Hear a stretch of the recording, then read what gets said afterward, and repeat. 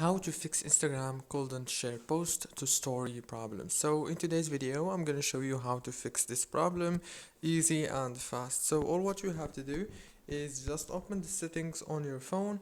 Right here you will find all the settings on your phone. Scroll until you find the apps manager, click on it. After you click on the apps manager, now all what you have to do here is very simple. Click on the apps.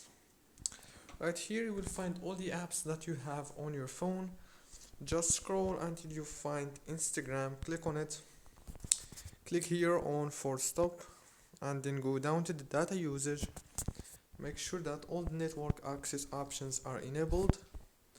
Go back, click on storage, click here on clear data and clear cache.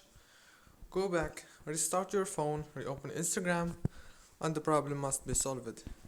Don't forget to like, subscribe. Thank you for watching.